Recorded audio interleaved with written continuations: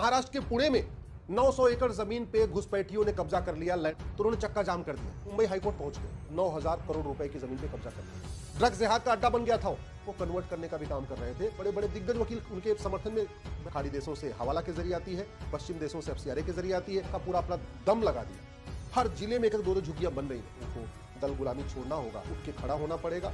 6000 तहसीलों में से 1500 तहसीलों की डेमोग्राफी पहले बदल चुका है। चाहती झुग्गियां हटे, लेकिन हाईकोर्ट और सुप्रीम कोर्ट के जज भी इसमें खड़े जाते हैं।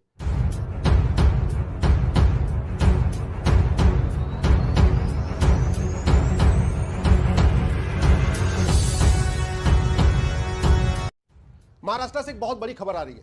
महाराष्ट्र के पुणे में 900 एकड़ जमीन पे घुसपैठियों ने कब्जा कर लिया, लैंड जिहाद कर लिया। और ये सारा का सारा लैंड जिहाद हुआ जब वहां सेकुलर सरकार थी। जब वर्तमान सरकार ने उनको हटाने की कोशिश किया तो उन्होंने चक्का जाम कर दिया। जब वहां बुलडोजर लेके पहुंचे, रास्ते में बुलडोजर को रोक दिया। और हिम्मत देखिए, ये सारे के सारे जो घुसपैठिए थे, ये फिर मुंबई हाईकोर्ट पहुंच गए और एक दो नहीं 30 PIL फाइल किया। याद रखिए, वो जो 900 एकड़ जमीन पे कब्जा किया था, आज की डेट में उसकी मार्केट में कीमत लगभग 9000 करोड़ रुपए है। एक एकड़ जमीन वहां आराम से 10 करोड़ की बिक जाती है। यानी 900 एकड़ जमीन पे कब्जा किया तो 9000 करोड़ रुपए की जमीन पे कब्जा कर लिया। केवल लैंड जिहाद नहीं हुआ, केवल घुसपैठ जिहाद नहीं हुआ, वहां से लब जिहाद भी चल रहा था। वो लब जिहाद का भी केंद्र बन गया था। इनके लड़के जो वहां पे जो बांग्लादेशी रोहिंग्या थे, दिन भर अच्छे अच्छे कपड़े पहन के, उनको फंडिंग आ रही थी, वहां से बाइक खरीद उनको नई मिल रही थी, और देश के वहां पुणे के शहरों में घूमते रहते थे, कॉलेज के आसपास चक्कर लगाते रहते थे और कोशिश कर रहे थे लब जिहाद के लिए। ड्रग्स जिहाद का अड्डा बन गया था। वहां से ड्रग स्मगलिंग का कारोबार हो रहा था। पुणे के बड़े बड़े वहां पे बहुत अच्छे अच्छे इंजीनियरिंग कॉलेज हैं, पुणे में मेडिकल कॉलेज है, ला के कॉलेज है, सिम्बायोसिस जैसे प्राइवेट कॉलेज, बहुत सारे वहां कॉलेज हैं। वहां पे ये बांग्लादेशी ड्रग स्मगलिंग का भी काम कर रहे थे। तो लैंड जिहाद हुआ, घुसपैठ जिहाद हुआ, लब जिहाद चल रहा था, ड्रग जिहाद चल रहा था। और इनके जो बड़े लोग थे, ये पूरे शहर में घूम घूम के बाकी झुग्गियों में जा जाके उनको कन्वर्ट करने का भी काम कर रहे थे। तो धर्मांतरण जिहाद भी कर रहे थे। ये जितने घुसपैठिए थे, हर साल एक बच्चा पैदा कर रहे थे, जनसंख्या जिहाद भी कर रहे थे। बड़े प्लान्ड वे में उनको बसाया गया था पुणे की डेमोग्राफी बदलने के लिए। और आश्चर्य की बात यह है कि जब वर्तमान फडणवीस जी की सरकार ने उनको हटाने की कोशिश किया तो उन्होंने चक्का जाम कर दिया, पूरी अराजकता फैला दिया और 30 याचिकाएं फाइल हुई मुंबई हाईकोर्ट में। बड़े बड़े दिग्गज वकील उनके समर्थन में बहस करने पहुंच गए। आप सोचिए, बांग्लादेशी रोहिंग्या भारत में रहें, इनको बचाने के लिए 30 PIL मुंबई हाईकोर्ट में होती है और बड़े दिग्गज वकील पहुंचते हैं, तो स्वाभाविक सी बात है दिग्गज वकील फ्री में पहुंचेंगे नहीं, इनको कहीं फंडिंग भी आ रही है। और फंडिंग कहां से आती है? खाड़ी देशों से हवाला के जरिए आती है, पश्चिम देशों से FCRA के जरिए आती है, और जो खुद अंदर भारत में ड्रग्स जिहाद चल रहा है, जो ड्रग स्मगलिंग का कारोबार से जो पैसा आ रहा है, उससे भी इनको पूरा पैसा मिल रहा है। इनको पैसे कोई कमी तो है। मैं धन्यवाद दूंगा मुंबई हाईकोर्ट के दोनों जजेस को, जस्टिस AS गडकरी और जस्टिस कमल खाटा, जिन्होंने फैसला दिया कि नहीं, आपने अवैध निर्माण किया है, सरकार ने बिल्कुल सही काम किया। मैं धन्यवाद दूंगा पिंपरी चिंचवाड़ क्षेत्र के विधायक महेश दादा को। महेश दादा ने बड़ी हिम्मत से काम किया। नहीं तो जनरली जो सांसद विधायक जब वोट के चक्कर में ऐसे काम करते नहीं, महेश दादा ने पूरा का पूरा अपना दम लगा दिया। महेश दादा ने पूरी अपना पूरा परिश्रम लगाया, ये झुग्गी खाली हो और झुग्गी यहां से हटे। और अब मैं धन्यवाद दूंगा माननीय फडणवीस जी को कि उन्होंने प्रशासन को बोला कि हाईकोर्ट का आदेश का पालन करो। हाईकोर्ट के आदेश पे पूरा मनसा वाचा कर्मणा पालन होना चाहिए और अब वो 900 एकड़ जमीन खाली हो गई है। ये घटना केवल पुणे की नहीं है। ऐसे आपको हर जिले में एक दो झुग्गियां मिलती जा रही है।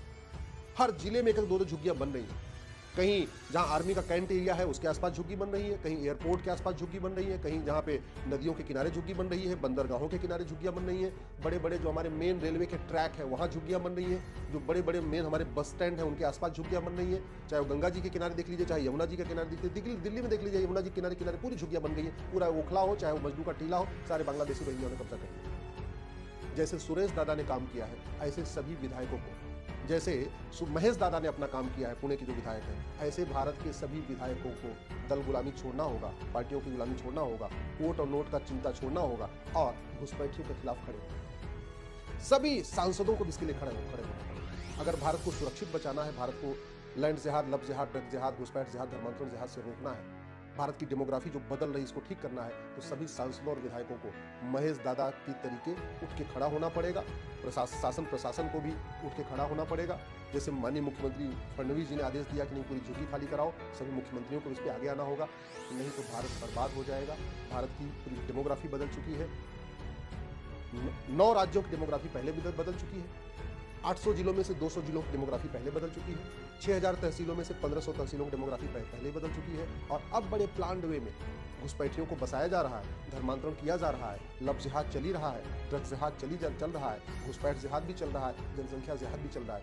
एक ही काम करना है इनको कि भारत को बर्बाद करना है, भारत पे कब्जा करना है, गजवा हिंद करना है। समाधान एक रास्ता हमको महाराष्ट्र से मिला है, पुणे से मिला है, जो महेश दादा ने करके दिखाया, जो फडणवीस जी ने करके दिखाया। और सबसे बड़ी बात, मैं कई बार देखता हूं, सांसद चाहते हैं झुग्गियां हटे, विधायक चाहते हैं झुग्गियां हटे, सरकारें चाहती हैं झुग्गियां हटे, लेकिन हाई कोर्ट और सुप्रीम कोर्ट के जज बीच में खड़े हो जाते हैं। तो मैं इस बार धन्यवाद दूंगा हाई कोर्ट के दोनों माननीय जजेस को, जस्टिस एएस गडकरी साहब को, जस्टिस कमल खाटा साहब को, कि उन्होंने कहा कि नहीं, अवैध कब्जा हुआ है, अवैध कब्जा हटेगा। सुप्रीम कोर्ट के जजमेंट का भी हवाला दिया। हालांकि मुझे तो ऐसे लगता है कि ये 30-30 पिटीशन फाइल हुई है, तो सुप्रीम कोर्ट भी आएंगे, और सुप्रीम कोर्ट आएंगे तो हो सकता है इनके पक्ष में भूतपूर्व कानून मंत्री, भूतपूर्व वित्त मंत्री, भूतपूर्व विदेश मंत्री, भूतपूर्व गृह मंत्री, भूतपूर्व शिक्षा मंत्री खड़े भी हो जाए। ऐसा भी हो सकता है, कोई बड़ी बात नहीं है। और हो सकता है सुप्रीम कोर्ट में मैटर आ भी चुका हो, या हो सकता आ जाए।